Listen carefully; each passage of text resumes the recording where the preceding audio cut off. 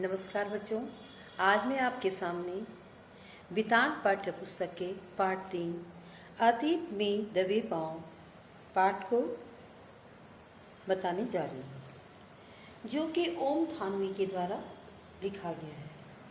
कल अपने पहले भाग के वीडियो में मैंने बताया कि इस पाठ में ओम थानवी ने ऐतिहासिक सिंधु घाटी सभ्यता की ऐतिहासिकता से पाठकों को परिचित कराया है। यह रचना ओम थानवी के यात्रा वृत्तांत और रिपोर्ट का मिला-जुला रूप है, जो अब तक की जानकारी में भारतीय भूमि पर ही नहीं, विश्व फलक पर मान्य इन सबसे प्राचीन सभ्यता को उतने ही सुनियोजित ढंग से पुनर्जीवित करती है, जितने सुनियोजित ढंग से उसके दो महान नगर मोहनजोदड़ो और हड़प्पा बसे हुए थे। इसमें लेखक ने अपनी यात्रा के दौरान यह पाया कि मोहनजोदड़ो और हड़प्पा ने एक सुनियोजित ढंग से मानव संस्कृति को उसकी बसावट के अनुसार सौंदर्यबोधित किया है, और उसका सौंदर्यबोध राजपोषित या धर्म पोषित न होकर समाज पोषित था। पाठ में पाकिस्तान में स्थित मोहनजोदड़ो और हड़प्पा शहरों का विस्तृत रूप से वर्णन किया गया है। मोहनजोदड़ो सिंधु घाटी सभ्यता का केंद्र रहा था। यह शहर ताम्रकाल के शहरों में अपनी बड़ी बड़ी गलियों व इमारतों की अनुभूति कराते हुए सबसे बड़ा शहर रहा होगा। इसकी जनसंख्या लगभग 85,000 रही होगी। खुदाई में प्राप्त मोहरे, इमारतें, खिलौने व बर्तन आदि इस सभ्यता की जानकारी देते हुए बताते हैं कि यह शहर किस प्रकार पूर्णतः योजना के अनुसार बसाया गया था। पाठ में अपने यात्रा वृत्तांत के आधार पर ओम थानवी जी आगे बताते हैं कि पर्यटक बंगले से एक सर्पिल पगडंडी पार कर हम सबसे पहले इसी स्तूप पर पहुंचे। स्तूप कौन सा था? जो ऊंचे चबूतरे पर बड़ा बौद्ध स्तूप। यह किस पे बना हुआ था? एक जीर्ण शीर्ण टीले पर बना हुआ था।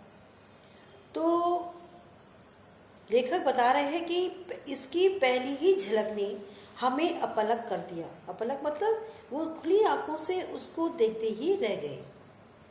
इसे नागर भारत का सबसे पुराना लैंडस्केप कहा गया है। यह शायद सबसे रोमांचक भी है। न आकाश बदला है न धरती, पर कितनी सभ्यताएं, इतिहास और कहानियां बदल गई। भी आकाश वैसे ही है और धरती भी वैसी है, लेकिन इस धरती पर और इस आकाश के नीचे कितनी सभ्यताएं, इतिहास और कहानियां बदल गई है। लेखक ये कह रहे हैं। इस ठहरे हुए दृश्य में हजारों साल से लेकर पल भर पहले तक की धड़कन बसी हुई है। इसे देखकर सुना जा सकता है, भले ही किसी जगह के बारे में हमने कितना पढ़ सुन रखा हो, तस्वीरें या भित्तिचित्र देखे हो, लेकिन अपनी आंख से देखना है। बाकी सब क्या है? आंख का झपकना है। जैसे यात्रा अपने पांव चलना है, बाकी सब तो कदमतार है। लेखक यहाँ पे ये कहना चाह रहे हैं कि जो कुछ अपनी आंखों से सब लोगों ने देखा या जो भी देख सकता है, वह उसका अनुभव अलग ही होता है। हम किसी चीज के बारे में पढ़ते हैं, सुनते हैं, लेकिन या उसकी तस्वीरें देखते हैं, लेकिन जब हम उसको सचमुच में देखने का एहसास अलग से ही उसका एहसास या अनुभूति उसकी होती है। इसीलिए लेखक कह रहे हैं कि यात्रा, जैसे जब हम यात्रा करते हैं तो अपने पांव की यात्रा ही सही होती है। बाकी क्या होता है? बाकी तो ऐसे ही चलना होता है। मौसम जाड़े का था, पर दोपहर की धूप बहुत कड़ी थी, सारे आलम को जैसे एक फीके रंग में रंगने की कोशिश करती हुई। यह इलाका राजस्थान से बहुत मिलता जुलता है। रेत के टीले नहीं हैं, खेतों का हरापन यहाँ है, मगर बाकी वही खुला आकाश, सूना परिवेश, धूल बबूल और ज्यादा ठंड, ज्यादा गर्मी। मगर यहाँ की धूप का मिजाज जुदा है।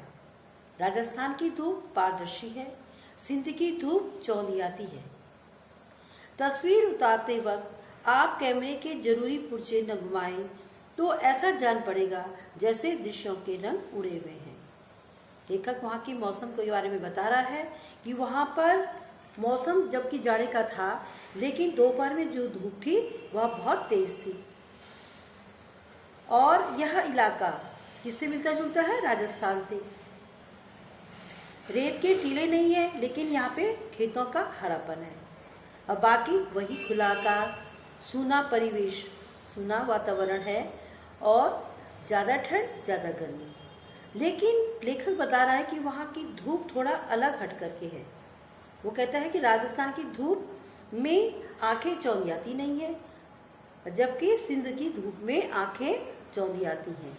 क्योंकि जब लेखक अपने कैमरे में तस्वीरों को उतार रहा होता है तो लेखक कहता है कि अगर इधर उधर न घुमाया जाए जो पुर्जे होते हैं तो मानो ऐसा लगे कि दृश्यों के रंग ही उड़े हुए हैं, वह साफ साफ नजर नहीं आते हैं। परंतु लेखक कहता है कि हमें इससे फायदा होता है, क्योंकि हम हर दृश्य पर बार बार नजरें दौड़ाते हैं। जब बार बार उसको फोटो खींचने के लिए वो अपने कैमरे को उस पर नज़र डालते हैं तो उनकी नज़रें, अपनी नज़रें भी उस दृश्य पर पड़ती हैं। और इस तरह बार बार निहारने से, निहारने का मतलब देखने से, वह जो दृश्य होता है वह ऐसे दिल में उतर जाता है, जेहन में ऐसे ठहरते हैं, वह दिल में ऐसे उतर जाते हैं कि मानो तस्वीर देखकर उसकी याद ताज़ा करने की कभी ज़रूरत न पड़े। मतलब बार बार उन दृश्यों को कैद करते समय जब उसके ऊपर नजरें बार बार पड़ती हैं तो वह अपने जेहन में, अपने मन में वो दृश्य ऐसे बैठ जाते हैं कि उसको दोबारा देखने के लिए तस्वीर को देखने की भी जरूरत नहीं पड़ती। आगे, स्तूप वाला चबूतरा मोहनजोदड़ो के सबसे खास हिस्से के एक सिरे पर स्थित है। इस हिस्से को पुरातत्व के विद्वान गढ़ कहते हैं। चार दीवारी के भीतर ऐतिहासिक शहरों के सत्ता केंद्र अवस्थित होते थे, चाहे वह राजसत्ता हो या धर्मसत्ता। बाकी शहर गढ़ से कुछ दूर बसे होते थे। क्या यह रास्ता भी दुनिया को मोहनजोदड़ो ने दिखाया? क्या कह रहे हैं लेखक कि चार दीवारी के भीतर ऐतिहासिक जो शहर है उनके क्या होते थे? सत्ता केंद्र वहां स्थित थे। और बाकी कहाँ थे? शहर गढ़ से दूर बसे थे। तो यह रास्ता भी दुनिया को क्या मोहनजोदड़ो ने दिखाया? लेखक क्या कहना चाह रहा है कि सभी अहम और अब दुनिया भर में प्रसिद्ध इमारतों के खंडर चबूतरे के पीछे यानी पश्चिम में हैं। इनमें प्रशासनिक इमारतें, सभा भवन, ज्ञानशाला और कोठार हैं। वह अनुष्ठानिक महाकुंड जिसमें अनुष्ठा की जाती है, वो महाकुंड जो सिंधु घाटी सभ्यता के अद्वितीय वास्तु कौशल को स्थापित करने के लिए अकेला ही काफी माना जाता है। वहाँ के जो महाकुंड हैं, वहाँ की जो वास्तु कौशलता है वह उसके लिए अद्वितीय है। सिंधु घाटी की सभ्यता का जो वास्तु कौशल दिखता है वह महाकुंड में अकेला ही काफी माना जाता है। असल में क्या है, यहाँ यही एक निर्माण है जो अपने मूल स्वरूप के बहुत नजदीक बचा रह सका है। बाकी इमारतें इतनी उजड़ी हुई हैं कि कल्पना और बरामद चीजों के जोड़ से उनके उपयोग का अंदाजा भर लगाया जा सकता है। नगर नियोजन की मोहनजोदड़ो अनूठी मिसाल है।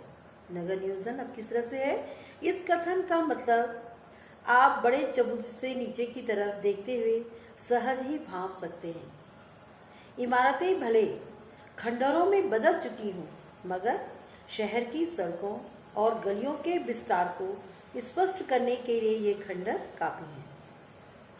लेखक क्या कह रहे हैं कि आज जहाँ पे इतनी बड़ी बड़ी इमारतें रही होंगी, आज वे इमारतें खंडर में तब्दील हो चुकी हैं।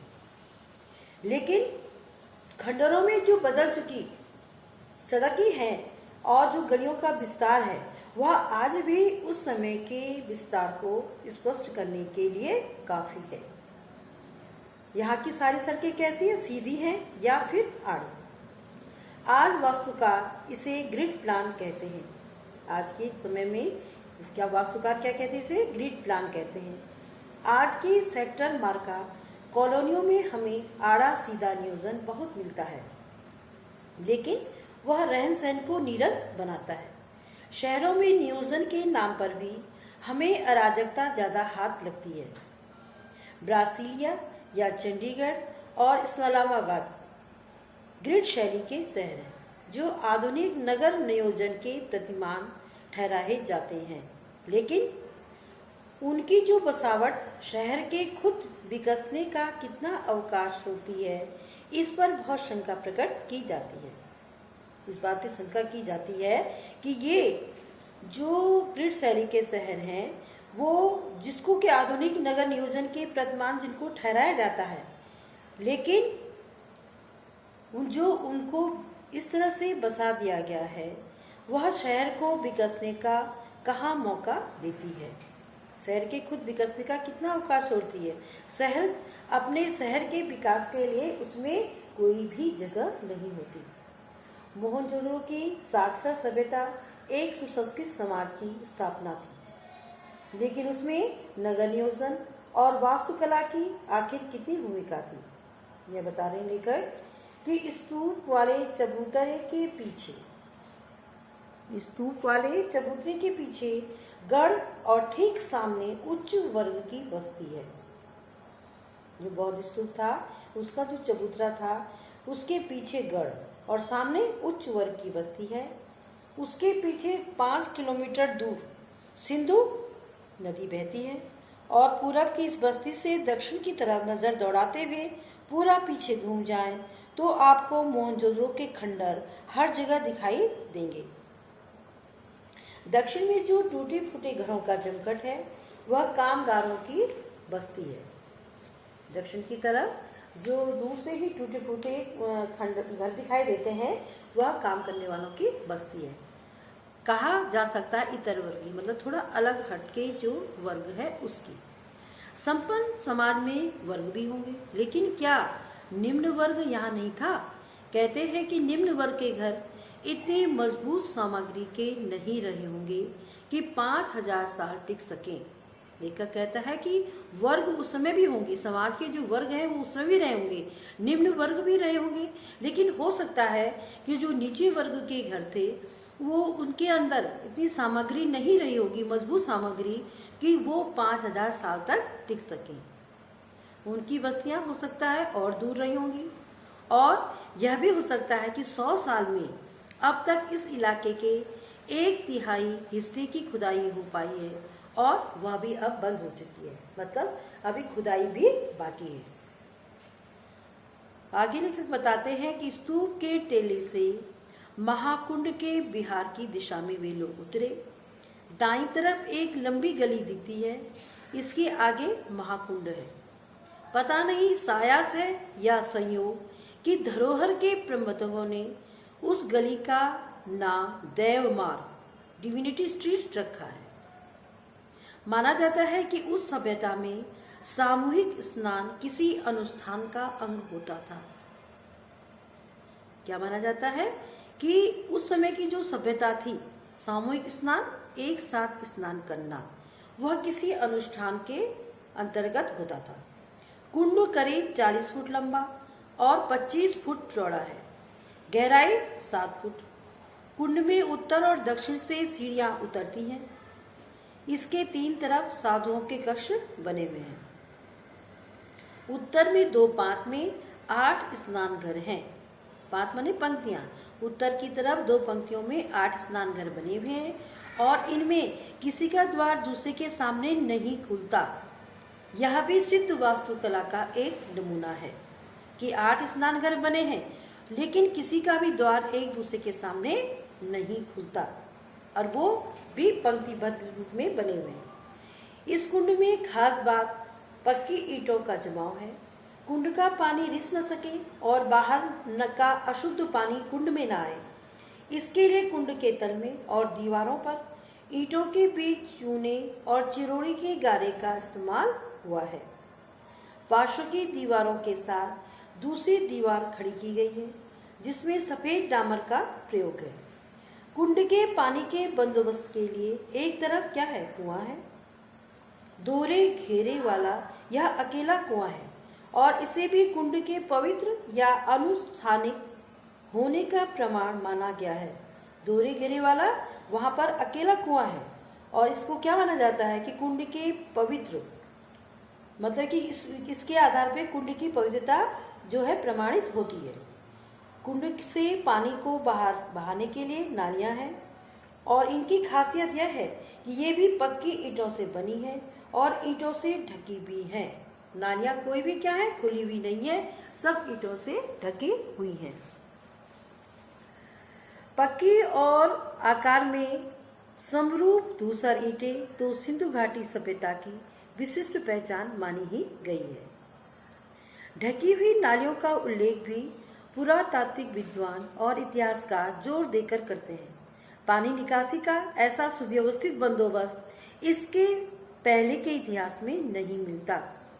पानी निकासी मतलब उस समय भी पानी की निकासी की इतना व्यवस्थित ढंग से बंदोबस्त उसमें था कि जो कभी इतिहास में उससे पहले के इतिहास में कभी नहीं मिला। महाकुंड के बाद लेखक गढ़ की परिक्रमा करने निकले। उन्होंने गढ़ की परिक्रमा की और कुंड की दूसरी तरफ जो विशाल कोठार है, कर के रूप में हासिल अनाज शायद यहाँ जमा किया जाता था। कोठार क्या होता है, जहाँ अन्न जो है जमा करके, अन्न जो है हासिल करके वहाँ पे अनाज जमा किया जाता था। और इसका निर्माण कैसे था? इसका निर्माण रूप खासकर चौकियों और हवादारी को देखकर ऐसा कयास मतलब ऐसा प्रयास लगाया जाता है, ऐसी आशा की जाती है कि यहाँ 9 चौकियों की 3 कतारें हैं। यहाँ क्या है, 9 चौकियों की 3 कतारें, 3 पंक्तियाँ हैं। उत्तर में एक गली है जहाँ बैलगाड़ियों का जिनके प्रयोग के साक्ष्य मिले हैं, ढुलाई के लिए आवागमन होता होगा। ठीक इसी तरह का कोठार हड़प्पा में भी पाया गया है। कोठार क्या है, जहाँ की अनाज इकट्ठा करके एकत्रित किया जाता है, वहाँ उसको क्या कहते हैं, कोठार। और लेखक कह रहा है कि इसी तरह के कोठार हड़प्पे में भी पाया गए हैं। अब यह जग जाहिर है कि सिंधु घाटी के दौर में व्यापारी नहीं, उन्नत खेती भी होती थी। वर्षों यह माना जाता रहा कि सिंधु घाटी के लोग अन्न उपजाते नहीं थे, उसका आयात करते थे। पहले क्या माना जाता था कि यहाँ के लोग आयात करते, बाहर से अनाज को मंगाते हैं, यहाँ अन्न की उपज नहीं करते। लेकिन जब नई खोज हुई तो यह ख्याल भी क्या है, निर्मूल, मतलब उसमें कोई भी उसका आधार सिद्ध नहीं हुआ। बल्कि अब तो कुछ विद्वान क्या मानते हैं कि वह मूलतः खेती और पशुपालक सभ्यता ही थी, कि वहाँ पे खेती भी की जाती थी और पशुओं का पालन भी किया जाता था। उस सभ्यता में ऐसी कई बातें हासिल हुई है। लोहा शुरू में नहीं था, पर पत्थर और तांबे की बहुत आयात थी। पत्थर सिंध में ही था और तांबे की खानें राजस्थान में थी। इनके उपकरण खेती बाड़ी में प्रयोग किए जाते थे, जबकि मिस्र और सुमेर में चकमक और लकड़ी के उपकरण इस्तेमाल होते थे। इतिहासकार इरफान हबीब के मुताबिक यहाँ के लोग रबी की फसल लेते थे। अब फसल कौन सी होती है यहाँ पे, रबी की फसल, जैसे कि कपास, गेहूं, जौ, सरसों और चने की उपज के सबूत यहाँ खुदाई में मिले हैं। वह सभ्यता का तय युग था जो धीमे धीमे सूखे में डल गया। लेखक क्या बता रहा है कि उस समय मतलब यह है कि सभ्यता थोड़ा हरियाली से संबंधित थी, लेकिन धीरे धीरे वह हरियाली समाप्त हो गई, वह सूखे की ओर बढ़ गई। तो वहां पे फसलें क्या है, रबी की फसल है और उसके अंतर्गत कपास, गेहूं, जौ, सरसों और चने की उपज। विद्वानों का मानना है कि यहाँ ज्वार, बाजरा और रागी की उपज भी होती थी। लोग खजूर, खरबूजे और अंगूर उगाते थे, झाड़ियों से बेर जमा करते थे। कपास की खेती भी होती थी और कपास को छोड़कर बाकी सबके बीज मिले हैं और उन्हें परखा भी गया है। कपास के बीज तो नहीं, परंतु सूती कपड़ा मिला है। और ये दुनिया में सूत के 2 सबसे पुराने नमूनों में एक है। वहाँ जो कपास का जो सूती कपड़ा वहाँ पे मिला है वह जो है बहुत ही पुराने नमूनों में से एक नमूना है। दूसरा सूती कपड़ा 3000 ईसा पूर्व का है जो जॉर्डन में मिला था। मोहनजोदड़ो में सूत की कताई बुनाई के साथ रंगाई भी होती थी। रंगाई का एक छोटा कारखाना खुदाई में माधव स्वरूप वस्त्र को मिला था। छाल्टी क्या कहते हैं, लिनन को ऊन कहते हैं, जो यहाँ सुमेर से आयात होते थे। आयात होते मतलब मंगाए जाते थे। शायद सूत उनको निर्यात होता हो, वो सूत उनको भेज करके यहाँ ऊन जो है आयात करते थे सुमेर से। जैसा कि बाद में सिंध से मध्य एशिया और यूरोप को सदियों हुआ। जैसे कि बाद में सिंध से क्या है, मध्य एशिया और यूरोप को मतलब कई बार यह आयात निर्यात होता रहा। मेसोपोटामिया के शिलालेखों में मोहनजोदड़ो के लिए मेलुहा शब्द का भी संभावित प्रयोग मिलता है। बच्चों, आज मैं अपना पाठ यहीं पे समाप्त करती हूँ। बाकी आगे अतीत में दबे पाँव का पाठ मैं अपने दूसरी वीडियो में बताऊंगी।